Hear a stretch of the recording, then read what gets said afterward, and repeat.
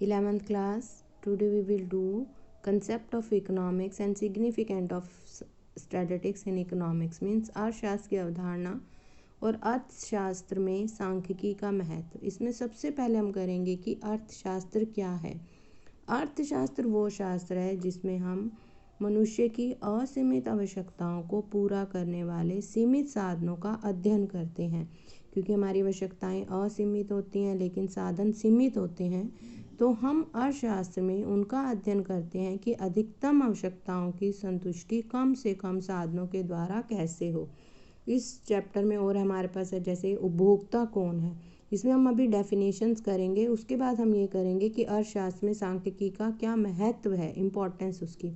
इसमें जैसे उपभोक्ता कौन है. उपभोक्ता वो व्यक्ति होता है जो अपनी आवश्यकताओं की संतुष्टि के लिए वस्तुओं और सेवाओं का उपयोग करता है. जैसे हम वस्तुओं और सेवाओं का उपयोग करते हैं. नेक्स्ट है उपभोग क्या है. तो उपभोग एक क्रिया है जिसके द्वारा अपनी आवश्यकताओं की संतुष्टि के लिए वस्तुओं और सेवाओं के उपयोगिता के मूल्य का प्रयोग होता है. मीन्स जो हम किस उपभोग का मतलब होता है कि वो प्रोसेस जिसके थ्रू हम गुड्स एंड सर्विसेज को यूज़ करना, वो होता है हमारा उपभोग. फिर नेक्स्ट है हमारे पास उत्पादक कौन है. उत्पादक मतलब वो व्यक्ति जो आय प्राप्त करने के लिए वस्तुओं और सेवाओं के उत्पादन या बिक्री करता है. उत्पादन क्या होता है. उत्पादन वो प्रोसेस है, वो प्रक्रिया है जिसके द्वारा कच्चे माल को उपयोगी वस्तुओं में चेंज किया जाता है. और कोई भी वस्तु तब यूज़ होती है, तब वो उपयोगिता होती है जब उत्पादन क्रिया में उसका मूल्य प्राप्त किया जाता है. नेक्स्ट है हमारे पास कि बचत क्या है. बचत आय का वो माप है जिसको हम उपयोग नहीं करते हैं. मीन्स यूज़ करने के बाद जो भी हमारे पास बच जाता है वो हमारी क्या होती है, बचत होती है. फिर है निवेश. जब हम उस बचत को आगे दोबारा प्रोडक्शन प्रोसेस में लगा देते हैं तो उसको हम निवेश बोलते हैं. तो निवेश परिसंपत्तियों की खरीद पर किया गया व्यय है जो हमें आय को और अधिक प्राप्त करने में हेल्प करता है. नेक्स्ट है आर्थिक क्रिया क्या होती है. आर्थिक क्रिया वो क्रिया है जिसका संबंध असीमित साधनों के प्रयोग से है. आवश्यकताओं की तुलना में क्योंकि साधन सीमित होते हैं, आवश्यकताएं असीमित होती हैं. तो जो असीमित आवश्यकताओं को पूरा करने के लिए जो हमारे पास सीमित साधन हैं, वो उनको कैसे प्रयोग करना है, वो मतलब हम उसको कैसे प्रयोग करें, वो हमारी क्या होती है, आर्थिक क्रिया. और दुर्लभता जो है वो एक आर्थिक समस्या है.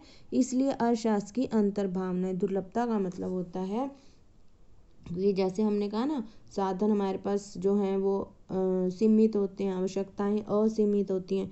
तो जब डिमांड हमारी ज़्यादा होती है और साधन कम होते हैं तो उसको हम बोलते हैं दुर्लभता.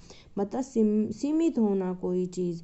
और क्योंकि हमारे पास साधन सीमित हैं, आवश्यकताएं असीमित हैं, इसीलिए हमें चुनाव की समस्या उत्पन्न होती है. और आर्थिक समस्या क्या होती है. इसी को, जो चुनाव की समस्या को ही आर्थिक समस्या कहते हैं कि सीमित साधनों से हम अपनी असीमित आवश्यकताओं को कैसे पूरा करें. मीन्स उसको प्रयोग करने की, उसको बांटने की समस्या. फिर आगे आते हैं अर्थशास्त्र के हमारे पास 3 घटक होते हैं. उपभोग, उत्पादन और वितरण. उपभोग मतलब क्या होता है, जब हमारे पास साधन सीमित हैं लेकिन आवश्यकताएं असीमित हैं, तो विभिन्न वस्तुओं और सेवाओं को खरीदने के लिए हम अपने आय का बंटवारा कैसे करते हैं ताकि हमारे को अधिकतम संतुष्टि प्राप्त हो सके. ये उपभोग या उपभोक्ता व्यवहार का अध्ययन होता है. तो ये हमारा क्या होता है, उपभोग, मतलब जिसमें हम इन चीज़ों को स्टडी करते हैं. उत्पादन में भी क्या होता है, उत्पादकों के साधन सीमित होते हैं. अपनी फर्मों, कारखानों के लिए बहुत सारी चीज़ों का चयन करना पड़ता है. मीन्स कि वो किस तरह से अपने साधनों को प्रयोग करें कि कम से कम साधनों से ज़्यादा उत्पादन किया जा सके. वितरण का मतलब होता है कि बंटवारा करना. इसमें वितरण में हम वो स्टडी करते हैं कि अपने साधनों का वितरण इस तरह से करें कि सभी को, मतलब वितरण का जो सिद्धांत है उसको प्रयोग करें कि सभी को, जैसे उत्पादकों को अधिकतम लाभ प्राप्त हो, उपभोक्ता को अधिकतम संतुष्टि प्राप्त हो. फिर हम करेंगे, एक होता है जो हमने करा अर्थशास्त्र, एक होता है व्यष्टि अर्थशास्त्र और दूसरा है समष्टि अर्थशास्त्र.